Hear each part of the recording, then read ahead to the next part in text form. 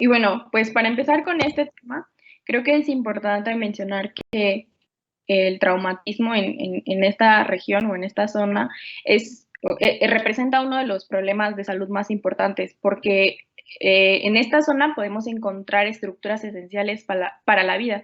Entonces, pues va a tener un impacto en la alta gravedad y complejidad de ella. Y pues se va a asociar con una alta morbilidad, además de todas las funciones que se pueden perder, como hablar, comer o interactuar con otras personas. Y pues también las consecuencias que va a tener el paciente después, como las psicológicas, las sociales o incluso las económicas. Y bueno, vamos a comenzar definiendo el trauma maxilofacial y lo vamos a definir como todas las lesiones de origen traumático que van a afectar al macizo facial. Y este va a estar determinado por 3 tercios: el tercio superior, el tercio medio y el tercio inferior del rostro. Esto va a incluir tanto la afectación del tejido óseo como del tejido blando y de las estructuras alveolodentarias. También pueden ocurrir tanto de manera aislada o agrupada.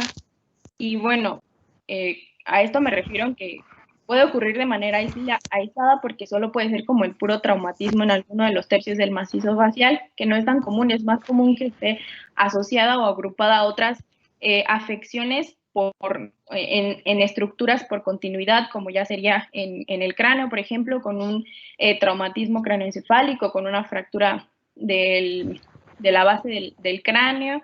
También podría ser con la columna cervical, teniendo un trauma medular o algo similar, incluso con otros órganos. Aquí pues les muestro 2 imágenes. En la primera tenemos a una mujer que tiene una fractura en el tercio medio y que fue por un trauma de alta energía. Entonces, pues también se supone que fue en esta zona, en el tercio medio, pero pues si podemos observar aquí más o menos, se puede observar que tal vez puede ser un signo del mapache, y esto pues también nos indicaría que puede haber una fractura de base de cráneo.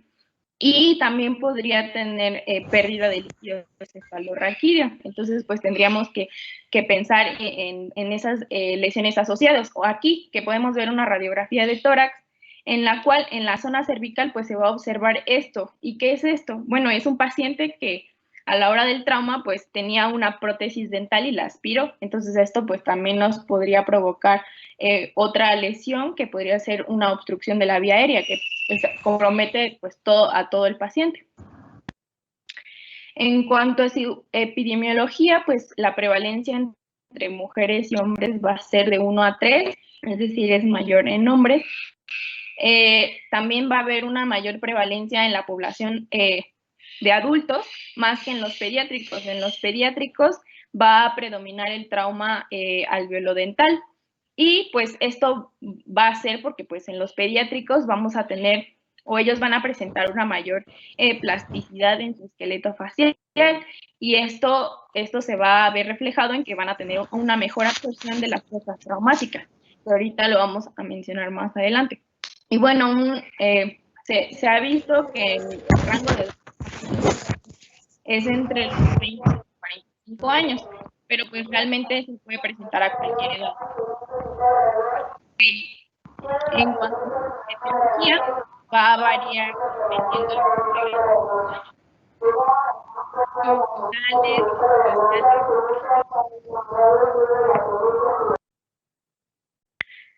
Ok, gracias. La etiología va a variar dependiendo de los factores tanto culturales, sociales o ambientales.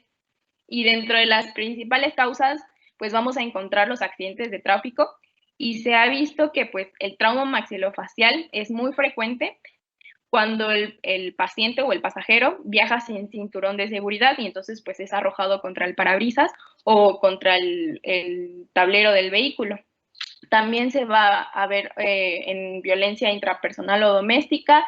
También puede ser en accidentes laborales o deportivos. Pues aquí en México pues el mayor deporte sería como el fútbol, pero también podemos tener como béisbol, por ejemplo, que alguien pues lance una pelota y le pegue en el ojo, pues puede causar como una fractura de la órbita o del piso de la órbita. También pues en las caídas y pues su gravedad va a depender de dónde fue la caída, ¿no? No es lo mismo que sea una caída que va desde tu propio plano de sustentación a que sea una caída, pues, no sé, de un tercer piso. Y también se puede presentar por heridas de bala o explosiones. Y esto va a tener mayor morbilidad y mortalidad. Ahora vamos a hablar sobre la fisiopatología o el mecanismo de trauma o también cinemática de trauma. Y vemos, esto quiere decir que todas las lesiones ocurren cuando la energía, que en su mayoría pues va a ser energía cinética, es transferida al cuerpo y va a exceder la tolerancia o la resistencia del tejido. ¿Y cómo lo explicamos? O sea, vamos a recordar como la primera ley de Newton que dice que un objeto en reposo va a permanecer en reposo o un objeto en movimiento va a permanecer en movimiento a una velocidad constante a menos que una fuerza externa actúe sobre él. Es decir, cuando algo, ya sea una persona o una cosa, está en movimiento y una fuerza externa lo va o lo detiene de manera brusca, pues se va a provocar daño. Porque pues ya sabemos que la energía no se crea ni se destruye, solo se transforma. Entonces, si ponemos un ejemplo como, digamos, en esta imagen, que es una persona que va viajando en su vehículo, tanto el pasajero como el vehículo van a la misma velocidad, o sea, entonces si esta persona llega a tener un choque o a colisionar con otro, no sé, contra un poste o contra otro auto, pues esta velocidad a la que iba va a desacelerar a cero y toda esa energía se va a transmitir tanto al material del automóvil como al de la persona. Entonces, pues por esto el auto pues, se aplaza y queda todo dañado y también la persona puede tener comienza a tener lesiones como fracturas, etcétera. En este caso, pues, por ejemplo, no presentaba cinturón de seguridad y, por ejemplo, en las personas que sí lo tienen, pues el cinturón también absorbe parte de esa energía y por eso también el daño no es tan grande, pero en este caso que no presentaba, pues se impacta contra el parabrisas y pues aquí lo más seguro es que además del trauma maxilofacial, pues también puede tener un trauma craneoencefálico, incluso un trauma medular y además de esto, pues va a tener lesiones asociadas, ¿no? Ya sea, por ejemplo, aquí en el fémur, etcétera. Y bueno, todas estas lesiones pueden ser contusas o lacerantes, también pueden ser traumas abiertos o cerrados o pues pueden ser combinados, ¿no? En cuanto a su clasificación, como ya habíamos mencionado, pues se va a dividir en tercios. Las fracturas del tercio superior, la zona va a abarcar desde la inserción del cuero cabelludo del cabello o del punto triquion hasta los arcos supraorbitarios. Las fracturas del tercio medio, que esta pues es como la estructura de mayor complejidad porque pues tenemos ya a los huesos nasales, también va a tener a los arcos supraorbitarios, los maxilares superiores, los huesos malares, los temporales y también las piezas dentarias del maxilar. Y las fracturas del tercio inferior va a comprender tanto el hueso mandibular como a sus piezas dentarias. Y bueno, en cuanto a las fracturas del tercio superior, pues en esta zona va a ser como un esqueleto fijo, ¿no? Es algo rígido y que va a proteger al polo frontal del encéfalo y a los globos oculares. Entonces, al ser pues rígido, también va a tener una zona débil y esta zona débil son los senos frontales, que es donde se van a presentar las fracturas. Y puede haber de dos tipos, la fractura de la parte anterior del seno frontal y la fractura de la pared posterior del seno frontal. Además de esto, va a tener un riesgo muy elevado en cuanto a repercusión neurológica. Entonces, se debe de buscar de manera sistemática que no vaya a haber o que no aparezca un desgarro osteomeningio que provoque la aparición de una rinoliquia. En cuanto a la fractura de la parte anterior del seno frontal, pues pueden ser fracturas aisladas o también pueden ser fracturas asociadas con la pared posterior. Y estas fracturas van a provocar tanto trastornos funcionales porque pueden obstruir el conducto nasofrontal y trastornos estéticos, pues por el mismo hundimiento de la banda frontal. Y bueno, recordar que siempre se debe realizar una tomografía antes de hacer cualquier intervención quirúrgica. También la podemos dividir en fracturas desplazadas y no desplazadas. Cuando las fracturas no están desplazadas, no van a requerir un tratamiento quirúrgico, únicamente van a requerir vigilancia. Sin embargo, si las fracturas son desplazadas, pues estas sí van a requerir un tratamiento quirúrgico y pues por lo mismo que ya habíamos mencionado, porque va a tener repercusiones tanto funcionales como estéticas. El tipo de cirugía pues va a depender tanto de la integridad del conducto nasofrontal como la integridad de la pared posterior y si hay o no lesiones intracraneales. Y este tratamiento pues va a tener dos objetivos. El primero va a ser una exploración sistemática del conducto nasofrontal con repermeabilización o no, y una reconstrucción de la banda frontal. Ahora, la exploración también se va a asociar con la repermeabilización, si es que esta se puede y si es necesario y se puede hacer. Esta exploración se va a realizar a través de la misma fractura o por la vía coronal. Aquí les puse una imagen donde pues de esta manera, esta es como la vía coronal y al abrir como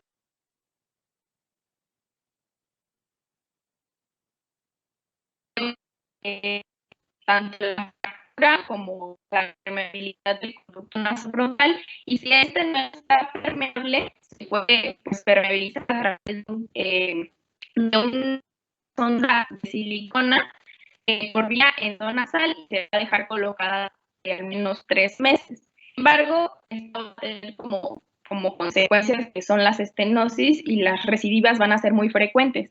Cuando no se puede repermeabilizar de manera satisfactoria, se debe hacer una exclusión mediante relleno o una cranealización. Esto ahora, más adelante lo voy a explicar para que más o menos se entienda, pero básicamente el relleno, pues así como lo hice, es como rellenar esa parte, ¿no?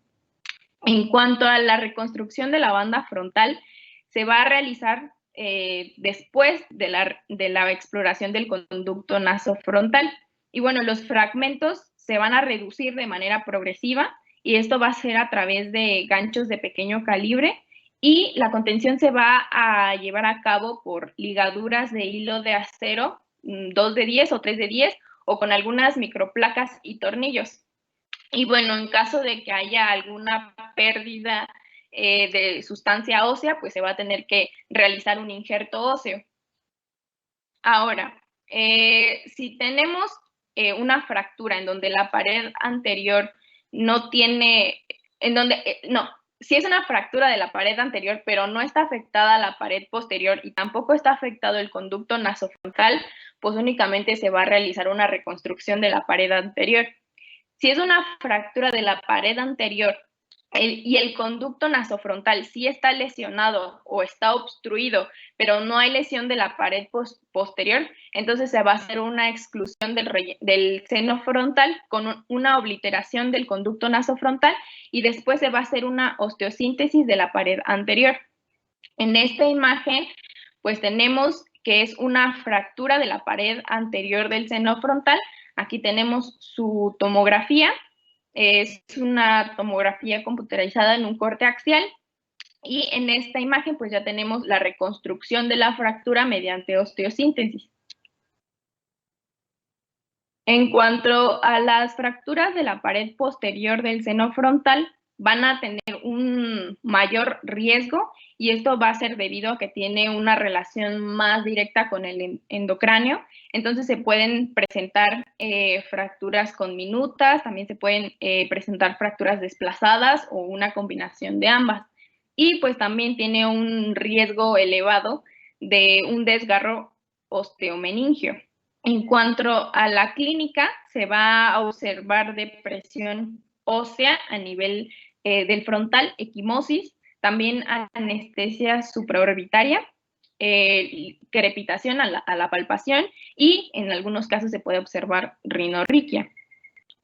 El diagnóstico se puede realizar una radiografía simple, esta va a ayudar a encontrar grandes lesiones. Sin embargo, como que el gold estándar es la tomografía computarizada y esto es más porque permite diagnosticar con exactitud cuál de las dos paredes está afectada, si es la pared anterior o la pared posterior. Ahora, si tenemos una fractura de la pared posterior no desplazada y que tampoco tiene una fístula de líquido cefalorraquídeo, únicamente va a necesitar vigilancia. En este caso, pues siempre se debe buscar si hay o no fístula de líquido cefalorraquídeo. Entonces, si es una fractura de pared posterior que no está desplazada, pero sí tiene fístula de líquido cefalorraquídeo, lo que se va a hacer es que se van a intentar realizar medidas conservadoras durante una semana porque la fístula del líquido cefalorraquídeo puede cerrar de manera espontánea. Ahora, si la fractura es de la pared posterior, está poco desplazada, no tiene fístula del líquido cefalorraquídeo y tampoco tiene lesión del conducto nasofrontal. Ok.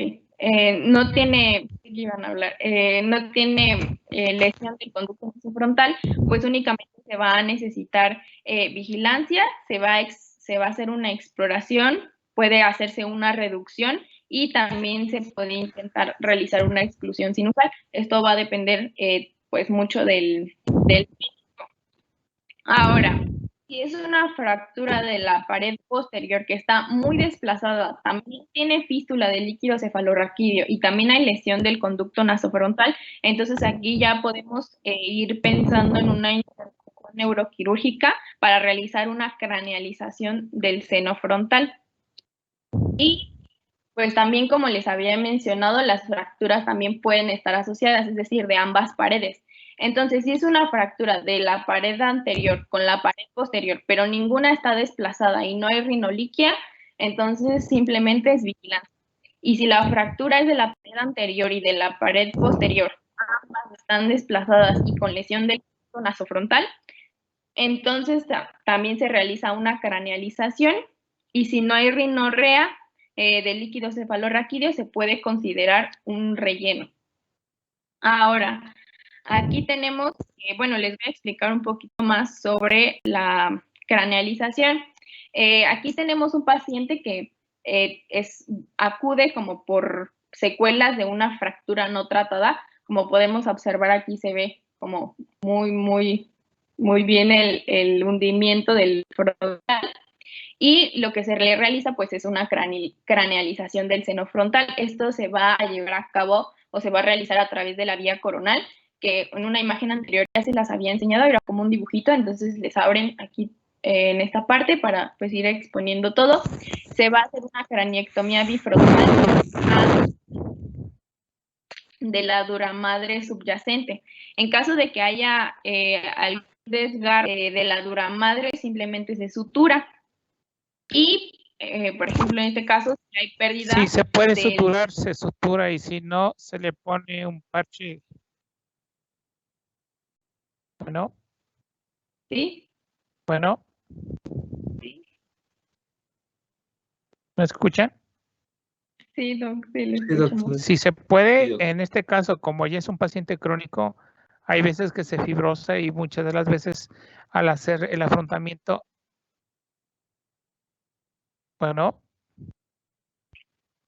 Sí, doc, lo escuchamos. Les comentaba yo que cuando es un paciente crónico, en este caso con una rinorraquia, o el paciente ya tiene la presencia de una fístula, pues muchas de las veces se utiliza lo que es el parche de pericardio bovino y se sella con lo que es Veriplas para lo que es el cierre de la fístula. Aquí lo importante solamente es que el paciente no haya hecho meningitis o encefalitis por el riesgo más que nada por por el seno. Si en este caso nosotros tenemos exposición a lo que es al seno, pues muchas de las veces se va a excluir o se va a hacer mucosectomía. Ok, gracias, Doc. Sí, eso lo iba a mencionar en la siguiente diapositiva. Aquí nada más, pues si hay pérdida del tejido óseo, pues se hace un injerto y pues ya sería como el resultado después. Y aquí cuando hablábamos de la exclusión o del relleno del seno frontal, bueno, pues el acceso va a ser a través, por una vía externa. La pared ósea fracturada se va a extraer y se va a conservar con el fin de visualizar la cavidad sinusal y del conducto nasofrontal. La mucosa del seno se va a eliminar para, justamente como mencionó el doctor, para evitar las complicaciones como las infecciones o los mucoceles. Y el conducto nasofrontal se va a obturar con un colgajo de periósteo frontal del pedículo anterior o con algún injerto autólogo, como pues sería grasa, músculo o hueso ilíaco. Y sobre se le va a aplicar un adhesivo biológico. Después el seno se oblitera del mismo modo o con algún material sintético y al final de la intervención se vuelven a colocar los fragmentos óseos y se lleva a cabo la osteosíntesis. En cuanto a la profilaxis, bueno, la profilaxis antibiótica se ha visto útil en cuanto a la prevención de las meningitis y la vacunación antineumocócica está indicada en las fracturas de la pared posterior del seno, sobre todo si hay rinoliquia, esto pues porque nos predispone a un riesgo de meningitis y se debe renovar cada 5 años si el riesgo sigue persistiendo. En cuanto a las medidas de posoperatorio, las complicaciones y las secuelas, bueno, debemos de estar atentos en cuanto a la aparición o la presencia de signos como fiebre, cefalea, rinorrea purulenta o líquido cefalorraquídeo.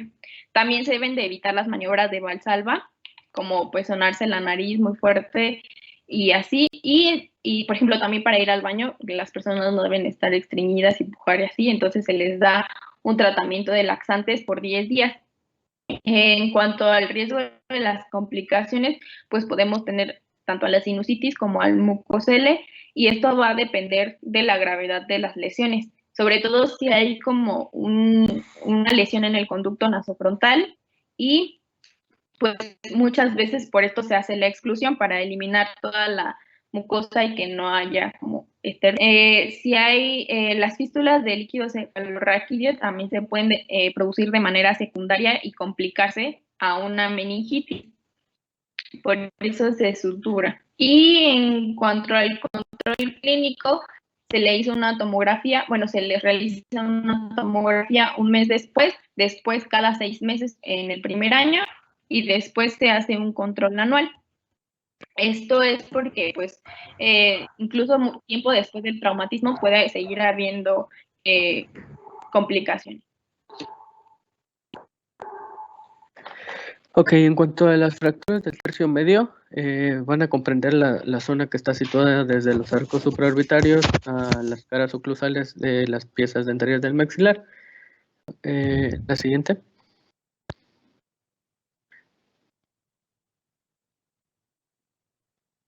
Bueno, y vamos a empezar primero por las fracturas nasales. Ya no menciones las del EFOR, quiero que menciones las del proceso naso-órbito-etmoidal, las del malar principalmente. Ok. Bueno, en cuanto a las fracturas nasales, van a ser de las fracturas comunes y que son algunas veces de diagnóstico difícil por el edema que suele ocasionar la lesión.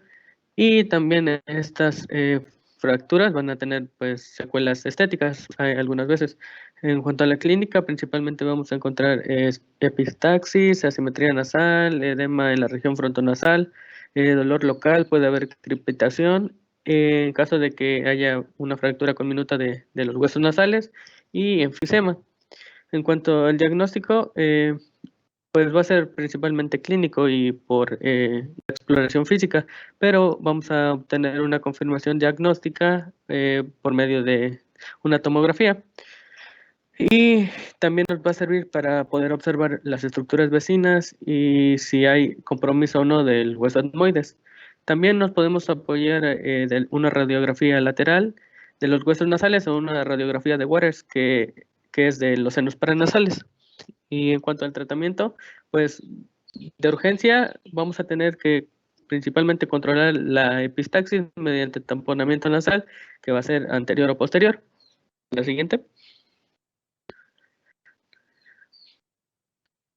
Bueno, cuando tenemos alguna fractura con signos de desplazamiento, se va a requerir una reducción y se aconsejaba que se observaran algunas fotos del paciente recientes con el fin de que se comprobara o se comparara el grado de desplazamiento que había tenido en la lesión. Y la reducción precoz muchas veces se va a complejar o a hacer difícil por lo que les mencionaba del edema, que no permite observar muy bien la zona. Y se recomendaba realizarlo bajo anestesia general 4 a 6 días después del traumatismo, la reducción, y este intervalo pues nos permitía manipular de una mejor manera las fracturas y que el edema pues como ya había disminuido nos permita una mejor evaluación. Al comenzar la reducción en el hueso nasal se debe hacer, bueno, en el hueso que está hundido y devolver principalmente el arco satisfactorio a la bóveda. Y las maniobras pues, se realizan mediante maniobras endonasales con instrumentos Romo, como pueden ser unas pinzas de Washman o tijeras de Maillot recubiertas. Ok. En cuanto al hueso nasal que se encuentra situado en un valgo, se va a recolocar mediante una presión digital externa y esta pues debe de ser una presión controlada para que no ocasionemos mayor lesión. Y si el tabique nasal se encuentra luxado, se debe de intentar pues una maniobra de reducción con una pinza Roma y esto con el fin de que se recoloque en el surco. También mencionaban que en estos casos pues era contraproducente o algunas veces no se recomendaba realizar cirugías complejas porque podrían ocasionar daños a la mucosa nasal y había pues un mayor riesgo de que se presentaran infecciones. En cuanto a los hematomas del tabique, pues se drenaban y se podían usar taponamiento endonasal de 2 a 5 días. Y también se ponía una protección externa mediante una férula de yeso o metálica o una termoformada y se dejaba fijada por 10 días con el fin de protegerla. Y también usábamos una antibiótico-terapia empírica. La siguiente. Bueno, ahora las fracturas orbitales, estas van a afectar a las paredes óseas de la cavidad orbitaria y como ya lo sabemos, pues son las paredes superior o el techo, la pared inferior del piso y las mediales y laterales. Su etiología generalmente es por trauma directo en la región ocular que va a impactar el bulbo contra la fosa y va a fracturar así las paredes. En la clínica, los signos van a depender mucho de qué pared sea la afectada, pero puede haber tanto equimosis periorbitaria como en oftalmos, alteración de la movilidad ocular, diplopía, alteración sensitiva de la región geniana por daño al nervio. Y la siguiente, en cuanto al método diagnóstico o de apoyo para imagenología, vamos a tener la TAC como primera línea y esta nos va a confirmar las paredes que se encuentran fracturadas y también el compromiso de algunas estructuras que estén adyacentes. El manejo, pues necesitamos también una evaluación por el oftalmólogo y en el tratamiento quirúrgico va a ser principalmente recomendada si hay signos como en oftalmos, diplopía o oftalmoplegia por algún atrapamiento muscular que haya.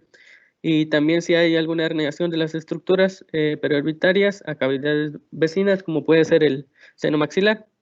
Y este tratamiento quirúrgico pues va a consistir principalmente en recuperar todos estos tejidos periorbitarios que se hayan atrapado o igual la musculatura y pues reconstruir las paredes comprometidas con material de osteosíntesis.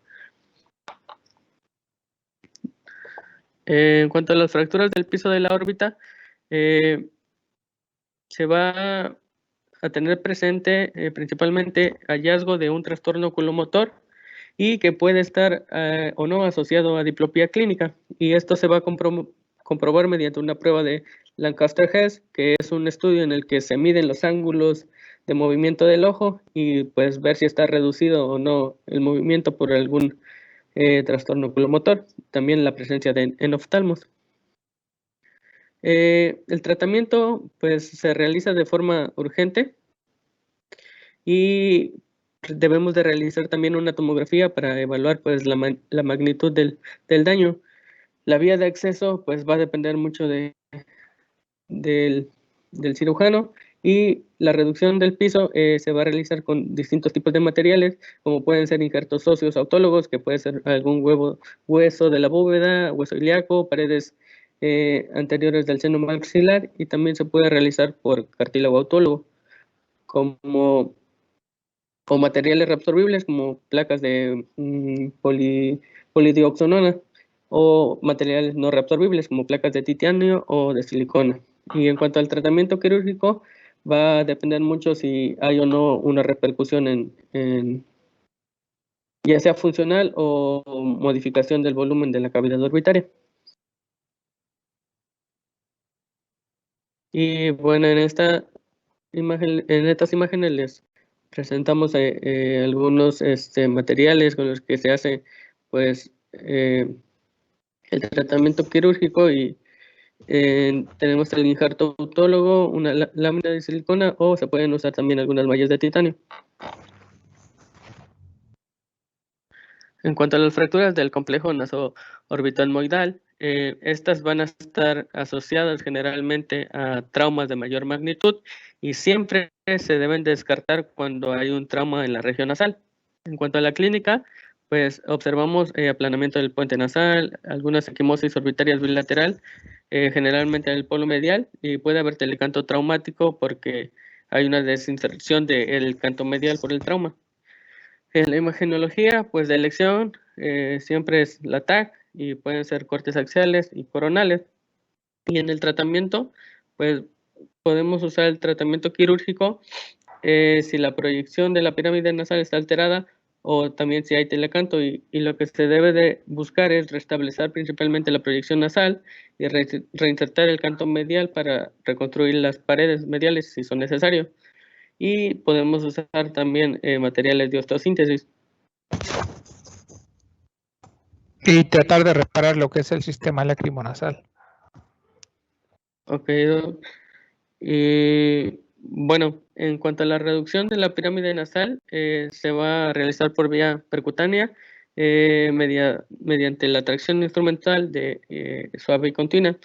También se puede realizar con hilos de acero, y se debe buscar la reducción de la silla de montar, y finalmente se hace una reducción a cielo abierto y ya se usa material de osteosíntesis. La vía de acceso es igual que en una fractura de frontal, y es por vía coronal, es la de elección. En cuanto a la vía de acceso periorbital, que también se puede usar, es una que nos permite exponer las apófisis frontomaxilares y reducir de esta forma también si hay lesión en las paredes mediales de la órbita. Y bien, en cuanto a la reducción, pues como se veía en la imagen, se pueden usar microplacas y tornillos, que es el material de osteosíntesis.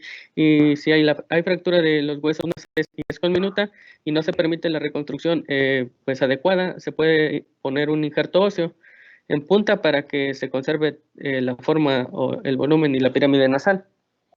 Y también aunado a esto debemos realizar una cantopexia uni o bilateral de ser necesaria si es que hay una lesión, y se realiza con hilo de acero, o puede ser nylon en monofilamento, pero no resolvible, 3 ceros, y asociado a placas o tornillos. Y en cuanto a las paredes mediales de la órbita, se deben explorar, y en caso de que haya lesiones, se reducen de forma cuidadosa, y tratamos de evitar las secuelas. ¿Cuáles son las secuelas que generan este tipo de fracturas?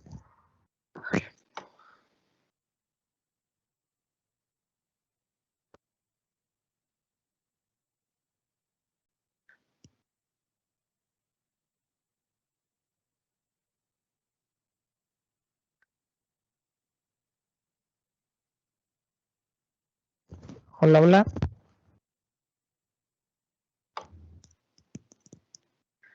Pues serían las secuelas en la región ocular, ¿no, Doc? Del globo ocular, como alteraciones en la movilidad o...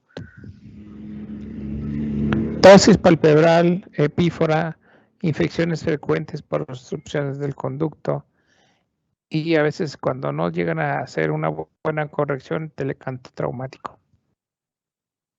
Ok, y aparte de esto, bueno, también tendríamos otras complicaciones.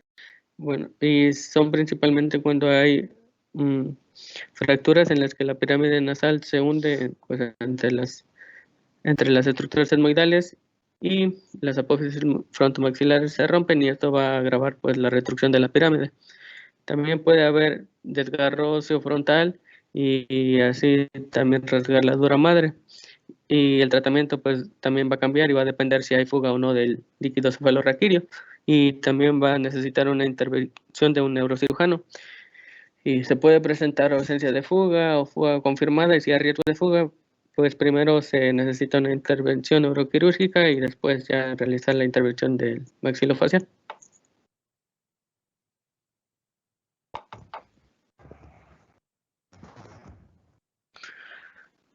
Bien, en cuanto a fracturas del hueso cigomático, vamos a ver que estas son fracturas comunes, ya que el hueso tiene una representación en la constitución y proyección del tercio medio, pues, amplia. Y en cuanto a la clínica, pues generalmente vemos edema en la región geniana y cigomática, también equimosis periorbitaria y hipoestesia geniana, disminución de la proyección del pómulo y aplanamiento.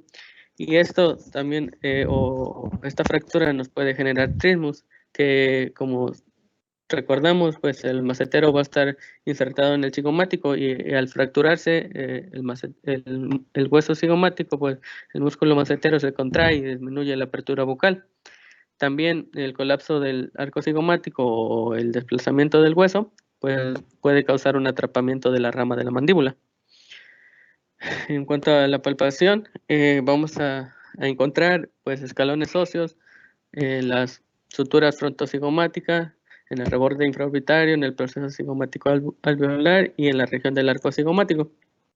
El hueso cigomático va a formar o forma parte del piso de la órbita, por eso es que también podrían presentar enoftalmos y diplopía. Y si esta fractura o el hueso compromete todas las suturas óseas, pues vamos a tener una disyunción del malar.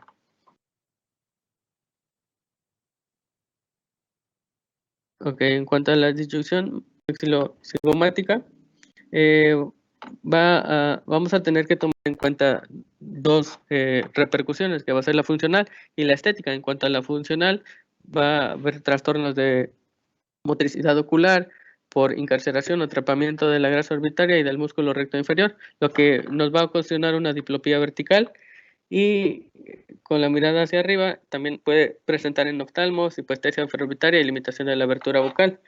Esto lo vamos a poder evaluar mediante la prueba de Lancaster-Hare, como se los mencioné hace un rato, y comprobar si hay un trastorno oculomotor. En cuanto a las repercusiones estéticas, vamos a poder ver un borramiento del pómulo, hundimiento del arco cigomático, enoftalmos, edema y equimosis, que va a dificultar la visualización. Y bien, si observamos alguna de estas dos repercusiones, ya sean tanto funcionales como estéticas, pues vamos a tener que establecer una reducción y, por lo tanto, añadir una reparación con osteosíntesis. En cuanto a la reducción, pues generalmente se realiza por vía percutánea y se usa un gancho de Hinested con dos objetivos. Va a ser principalmente buscar la simetría entre los pómulos, los dos, el afectado y el que no, y que la abertura y cierre bucal sean adecuados. Y para la contención de la fractura, después de la reducción, vamos a poder ayudarnos de un enclavado percutáneo, que puede ser con aguja de Kirchner, y que se va a tener por 21 días. Pero también podemos usar el método o algún otro método de osteosíntesis, como mini placas y tornillos. o hilos de acero, pero con accesos, pero estos tienen accesos más invasivos y generalmente se va a hacer por una vía infraorbitaria. Bien, como de manera general, pues en la imagenología sigue siendo la TAC de elección para las fracturas del cigomático. También podemos usar algunas radiografías semiaxiales de cara o técnica de Waters y la radiografía de Hirsch. Y el tratamiento, pues de forma general, una reducción quirúrgica y la fijación con elementos de estosíntesis y con el objetivo principal de pues que los arcos y pilares de la cara se restablezcan para así recuperar la proyección del cigomático y que se liberen todos los atrapamientos mecánicos que se hayan ocasionado. Ok, esto, ¿no? Bien, en cuanto a las fracturas panfaciales, estas van a comprometer pues varias estructuras óseas de la cara y van a hacer que el grado pues en el que se encuentran fragmentadas va a ser difícil pues restablecer la estructura facial y van a estar asociados a traumas de alta energía como de automóviles o secundarias agresiones, pues, y en cuanto a la clínica pues va a ser una sumatoria de todos los signos de las fracturas que hemos visto. La TAC como método de diagnóstico o de comprobación pues va a ser de elección y el tratamiento pues va a ser quirúrgico pero posterior a la estabilización del paciente. Ok, en cuanto a las fracturas del tercio inferior, van a corresponder a las fracturas del hueso mandibular y con sus respectivas piezas dentarias. Son las segundas más frecuentes que afectan el esqueleto facial y su clínica general va a ser pues alteración de la oclusión dentaria, pérdida del trastorno del contorno del arco dentario, laceraciones de los tejidos gingivales, alteraciones de la sensibilidad por compromisos del nervio alveolar inferior, también puede haber hematomas en el fondo del vestíbulo o piso de la boca y alteraciones en la dinámica de la mandíbula. Según su anatomía, van a estar clasificadas en varias, depende de la zona en la que afecte. Vamos a iniciar con fracturas de la sínfisis mandibular, que va a estar trazada o se va a producir en la región que va a estar entre los incisivos centrales y la fractura va a recorrer todo el proceso alveolar hasta el borde inferior de la mandíbula en dirección vertical. Y en cuanto a la fractura del cuerpo mandibular, va a estar formada o dada en la región entre el foramen mentoniano a distal del segundo molar. En cuanto a la fractura sinfisiaria, se va a dar en la región entre el foramen entre el foramen mentoniano y el incisivo lateral.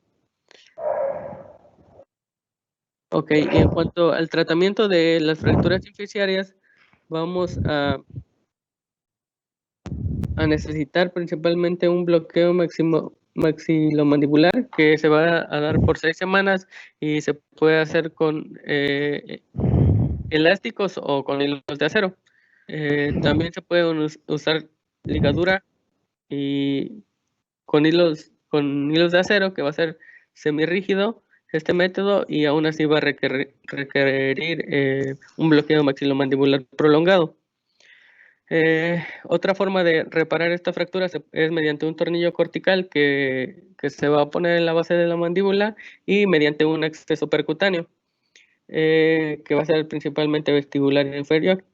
Y en cuanto a la osteosíntesis, se va a poder realizar con mini placas y tornillos, que muchas veces va a suprimir el uso de un bloqueo máximo mandibular y si se llega a necesitar o si se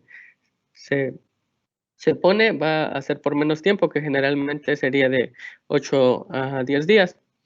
Y en cuanto a las fracturas parasinficiarias, van a requerir un tratamiento de reducción y estabilización de urgencia, ya que va a provocar una disyunción del sector anterior de la mandíbula y lo que va a causar que haya un desplazamiento posterior por la acción de la musculatura que se inserta en los procesos GENI, y esto como tal pues nos va a comprometer la vía aérea, por lo que se debe de tratar de manera urgente.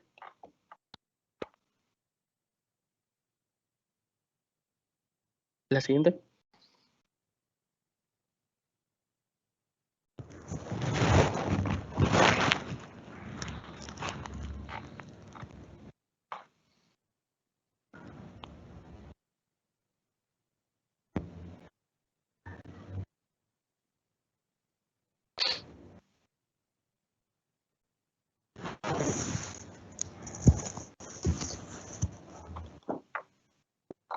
Bien, en cuanto a las fracturas del ángulo mandibular, estas van a ocurrir en la región distal al segundo molar mandibular hasta la proyección distal del plano oclusal de la rama mandibular. Estas fracturas son frecuentes y la reducción se va a realizar por acceso vestibular posterior, lo que va a permitir también el grado alveolar y una inmovilización del foco de la fractura. En estas fracturas son frecuentes las lesiones del nervio mandibular.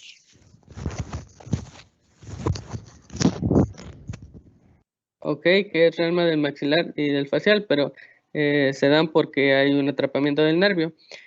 Y no, en esta lesión decía que la reparación microquirúrgica era difícil, por lo que era mejor que se realizara una reducción que fuera cuidadosa y lo cual iba a permitir la recuperación nerviosa.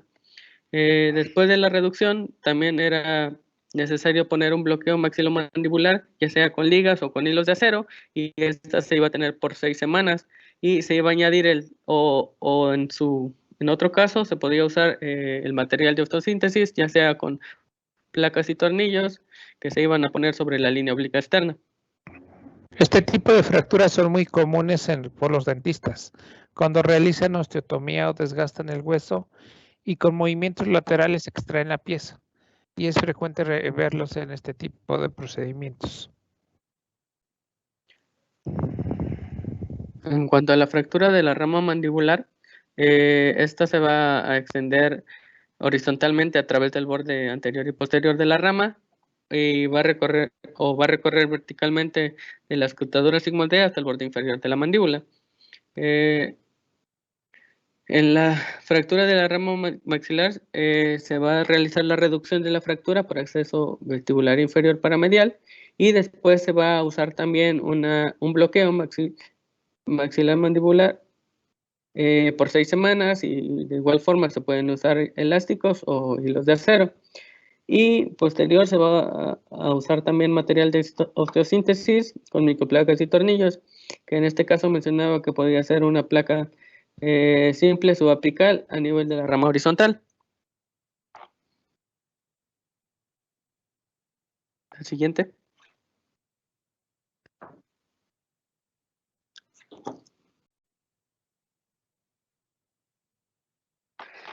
Bien, en cuanto a las fracturas del cóndilo mandibular, estas se dan sobre la escrutadura sigmoidea y van hacia el borde posterior de la rama mandibular y se van a clasificar en intra y extracapsulares.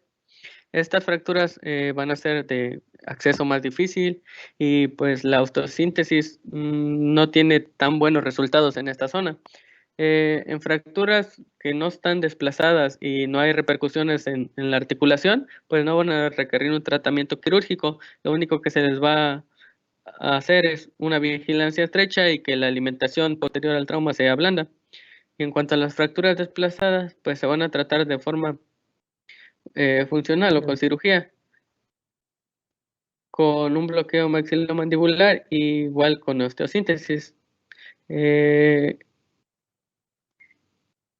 En cuanto a las fracturas del proceso coronoides, son fracturas que se van a encontrar principalmente asociadas a otras fracturas mandibulares y no van a producir mayormente alteraciones funcionales.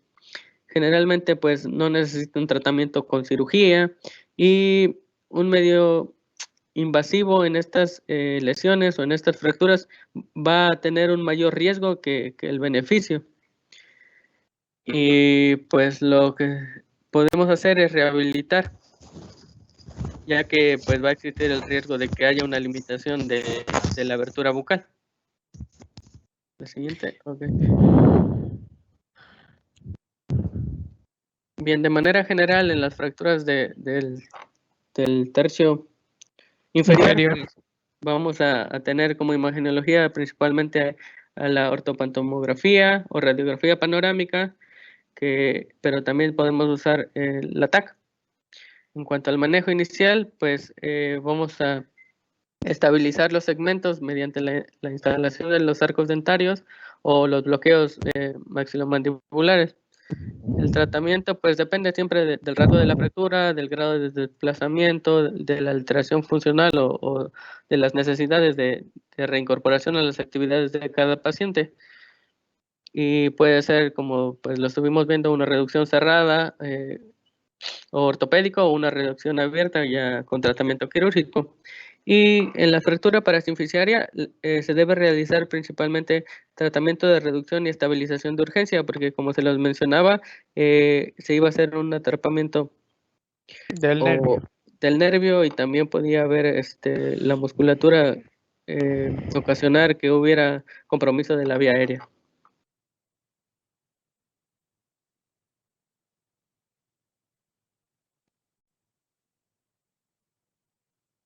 Ok, en cuanto a los principios de contención y autosíntesis del macizo facial, pues podríamos decir que la reducción del foco de la fractura tiene principalmente 3 objetivos, y los cuales serían pues reconstruir las líneas de fuerza del macizo facial, como ya lo vimos en la exposición pasada de trauma facial del Lefford, que pues los huesos van a tener sus pilares y arcos, y pues el objetivo de hacer la contención y la autosíntesis es que sigan formados estos pilares y arcos. También conservar la función y restablecer pues los volúmenes. Y podríamos decir que una osteosíntesis solo será satisfactoria si se respetan estos 3 objetivos. En cuanto al objetivo fundamental, también... ¿Te falta mucho, Benito? No, ya no faltaba tanto, pero... Por cuestiones de tiempo, mañana tenemos 10 minutos para que terminen y su caso clínico. Y sí, empezamos con celodenitis, por favor. Sí, gracias. Bueno, nos vemos el día de mañana, chicos. Todas las dudas que tengan para el día de mañana, por favor. Aquí